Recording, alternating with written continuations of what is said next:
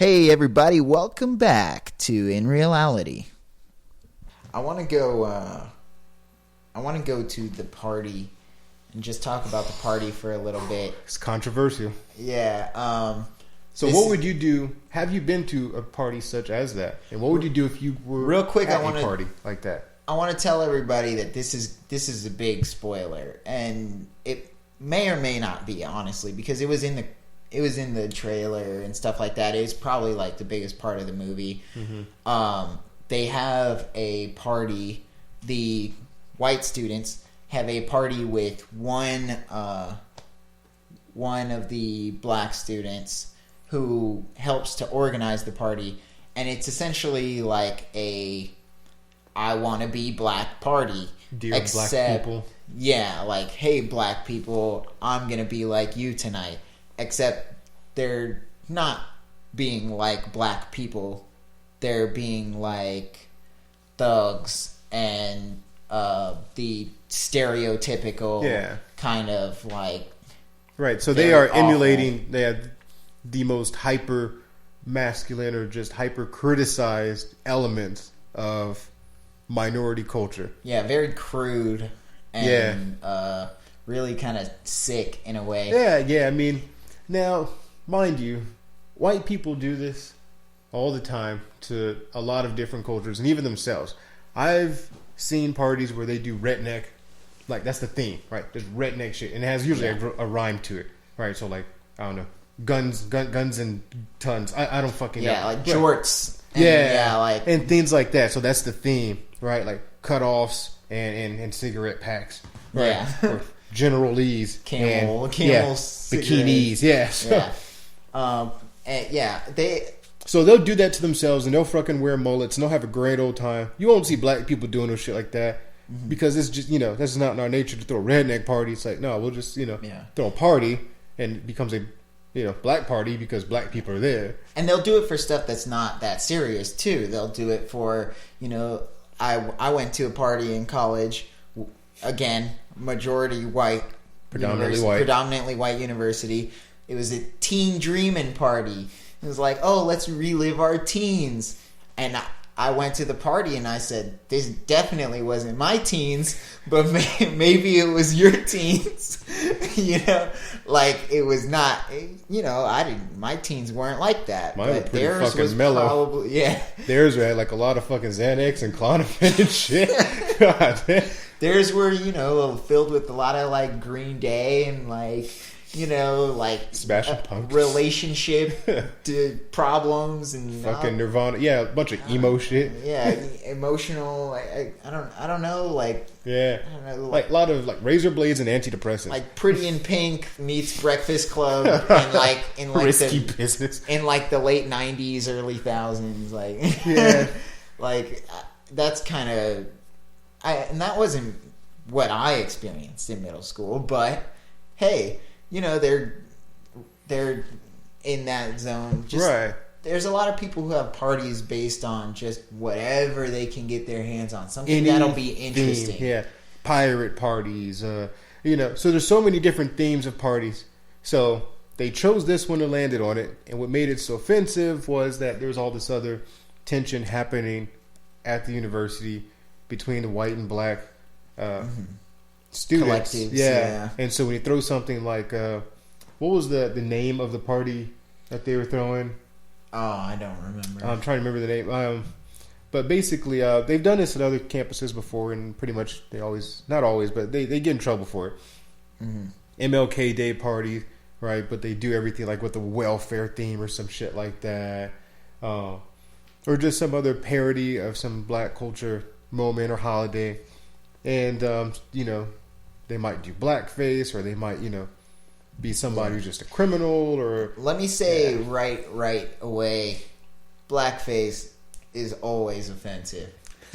So that's the limits. That's the fucking limit. If you don't know that by now, you need to get out. Spoiler alert. You need to get out. Blackface is very offensive. Blackface is always going to be offensive. It's not okay. So to all y'all out there that may have just about to been doing that, not okay. And then which kind of touches back to another topic in the film when Sam had a movie that she did for class. Remember? And correct me if I'm wrong, but the actors in her film were white-faced. But they were white. Yeah, that was kind of weird. And, yeah, that is true. So, yeah, I didn't understand her film in that. Yeah, but it was basically like a, what do you call it? Silent film, Charlie Chaplin style, gritty film noir of President Barack Obama being elected and reelected. And man, I was there in 2008 when he got elected. Yo, disclaimer, I'm just an actor and entertainer. Everything I say or do may or may not be accurate or whatnot. Uh-oh. Yo, shit got set on fire that night, bro. It got so live. Like, Tallahassee, my president's black, my Lambo's blue. I'll be damned, I'm burning shit down too. And didn't nobody have a Lambo at FSU? Let's strike that right away. Except for maybe Jimbo. He wasn't there yet. But that's true. Jeff Bowden, just fired ass.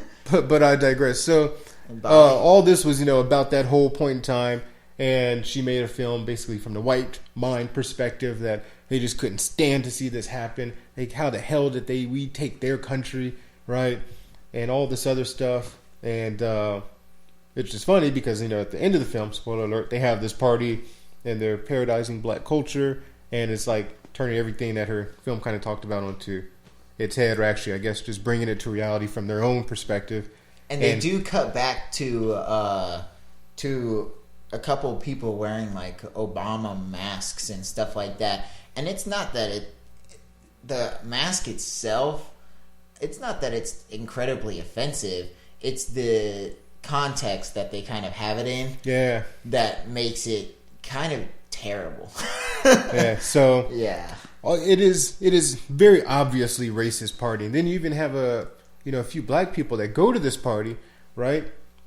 And you can tell, some of them are a lot less comfortable than others, and some of them are there for one reason or another. They just kind of had to be, and it just kind of dissolves. They all get in trouble, and basically they end up getting around it in a weird sort of way. And then the next scene cuts to how did this party come about, and nobody knew about it, who organized it, this, that, and the other. And I won't say any more about that because I don't want to spoil the. Yeah. And as we said, at the end of the film, when the film is over, they cut to credits and they show a bunch of pictures of different schools who have had these parties and take pictures as a group at the party. Now, I want to say right away... Bullshit. Yeah, I want to say right away, they went through it all, went through the party, and even decided to get together and take a mass picture at the end. So you can imagine how many schools have done the party without taking the picture at the end. These are just the asses that posted the picture, right? Yeah. Took it, shared it, posted it, linked the bitch, right? Yeah. And that's your new profile pic. Yeah. And this is your cover and photo. That's just one image. So you know that there's photo albums full of shit, right? And then you think about how many, at least... Would you say every campus does this type of event? Would you say every other campus, or one in every state? Would you say one in every state does this? I would say probably I would say at least one. Yeah, one in every state. So at least 50 of these happen. I'm sure they happen. Year. I wouldn't say every year. No. Every year, you don't think one college in every state? No, I don't think so. I think there are variations of this that are a lot more toned down. Okay, yeah, I'll say but but to this level, there's always people, yo. It's like, you're not from there. One part she catches the dude. Where are you from? East Vermont. Yeah, it checks his ass. Yeah, Vermont, man. You can't come up to me and say "What up, dog?" I don't say that. Right? Yeah, hello, sir. How are you? Yeah, good afternoon. Or hey, what's going on, man? Salutations. Not. I don't. Where they at though? Don't come up to me and go, "Sup, homies? You seen Trinidad James?" Ah, shit. Nah. Don't come up to me with that bullshit. I'm sorry, that's not me. And even if it was me, I still wouldn't want you to come up to me like that. Talk in your normal manner.